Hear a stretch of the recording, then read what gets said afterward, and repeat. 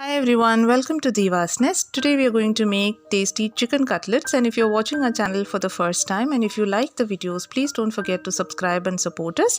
So the main ingredient for this is chicken itself. So here I've taken around 500 grams of chicken. This is boneless chicken. So I've marinated it using salt, pepper powder and turmeric powder. Mix it well and then we can marinate it for at least 2 hours minimum. So if there is time, then you can marinate it overnight.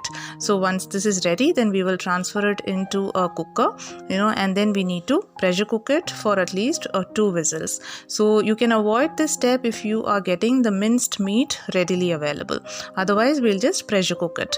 So once it is pressure cooked, here you can see the chicken pieces are all well cooked. Now what we need to do is add it into a mixer jar and then we need to pulse it once or twice. So then you get the minced meat like this. Do not grind it, just pulse it once or twice. Next we'll take a pan. Into that I've added some oil. You can take any refined oil. Then I'm adding some garlic, ginger and green chilies. All of them are finely chopped. So we will add it into the oil and then we need to saute it till it turns light golden brown. So when we are making cutlet, the main thing what we need to see is that all the ingredients what we are adding should be finely chopped and the moisture should be completely removed. So next I've also added some curry leaves finely chopped and then we need to add onions. So these are around 4 onions. We will add this into it and then we will also add some salt and then we will saute it till it turns light golden brown. So once it turns golden brown like this, then we will start adding some masala powder. Here I'm adding around 1 tablespoon of garam masala, then around 1/4 teaspoon of turmeric powder and then 1 teaspoon of chili powder. You can add red chili powder or Kashmiri chili powder as per taste. You can increase or decrease the quantity of chili powder as per taste, or instead of chili powder you can also add more of green chili into it. And one of the main ingredient to be added here is pepper powder. So here I'm adding around 1 teaspoon of pepper powder and then mix well and cook till the raw taste of masala is gone. Then we will start adding the minced meat into it.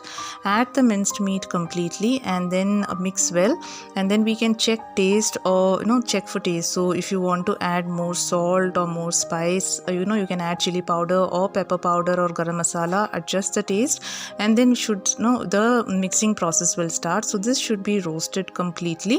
So it will take a little time. Keep it on medium flame and keep mixing it. So the complete moisture needs to be removed, but ensure it is not getting burnt or it should not turn over crispy, because if it is over crispy then it will be dry. So keep mixing it, and once you get a mixture like this, so this is not over crispy, it is moist but at the same time it is well roasted. So at this stage you can take it off the flame and then allow it to cool down. So once it is cooled down, then we will start adding the potatoes. So I'm taking around 3 medium sized potatoes. So once the potatoes are well cooked, and then we need to allow it to cool down completely, and once cool down we will mash it and then we will start adding it into the meat mixture. So then after adding this, then we will have to use our hands and mix well. So if there are any lumps in the potatoes, we need to break it, otherwise when we make cutlets and put it in the oil, it will splutter and it will break open. So just break out everything, and also you can check for salt, because after adding potatoes, if you feel it is less, you can add it later. So now we will start the shaping process. So you can shape it round or oval as per choice, and even the size of the cutlets you can decide. Either it can be small or you can make it large cutlets, totally as per choice. So once you shape it like this, then we will start the next process. So everything is ready here, and now for the next coating we need to take some breadcrumbs and some egg white. So do not use egg yolks, because once you dip the cutlet in egg yolk and deep fry it, the oil starts bubbling a lot. So here I'm taking a piece of cutlet and then coating it well in egg white, and then after that we will just dip it into the breadcrumbs and coat it completely. So if you are a vegetarian or if you want to try a recipe without chicken and make cutlets, so I've made another video. I'll just place the link on above. So that is soya cutlets. It's the same process but we are using soya chunks. You can try making it. It tastes equally good. So once we coat the cutlets well with the egg white, now we will just totally coated with the breadcrumbs, and you can remove the extra so that it does not burn in the oil. So remove the extra breadcrumbs totally, and now it is ready. All of them are ready. So now the final process is to deep fry them.